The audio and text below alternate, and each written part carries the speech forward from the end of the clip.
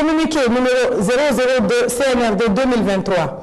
Depuis le 26 juillet 2023, le peuple de Guinée, à sa tête le Comité national du Rassemblement pour le développement, CNRD, suit avec beaucoup d'intérêt l'évolution de la situation sociopolitique en République sœur du Niger, qui a conduit à la prise de responsabilité par le Conseil national pour la sauvegarde de la patrie, CNSP.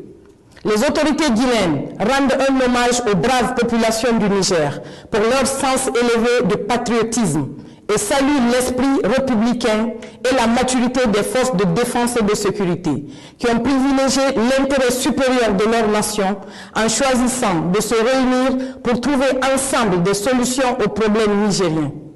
Le CNRD reste convaincu que les nouvelles autorités mettront tout en œuvre pour garantir la stabilité et la concorde au Niger et dans la sous-région.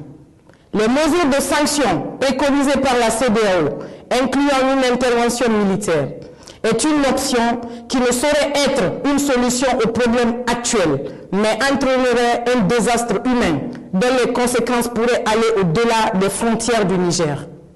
De ce fait, le CNRD s'abstient d'appliquer ces sanctions illégitimes et inhumaines contre le peuple frère et les autorités nigériennes et exhorte la CEDEAO à revenir à de meilleurs sentiments.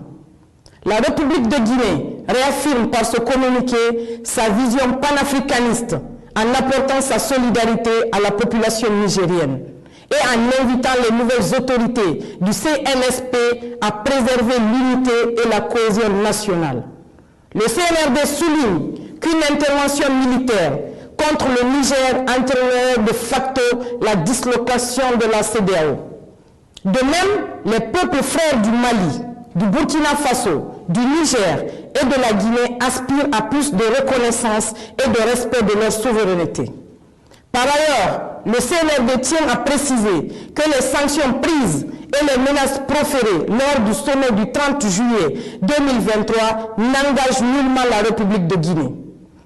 Au moment où les jeunes populations de l'espace CEDEAO vivent un drame humain en Tunisie et dans la Méditerranée, la préoccupation des dirigeants de la sous-région devrait être plutôt orientée vers les enjeux stratégiques, socio-économiques pour l'atteinte de leurs aspirations que de se pencher sur le sort des présidents déchus.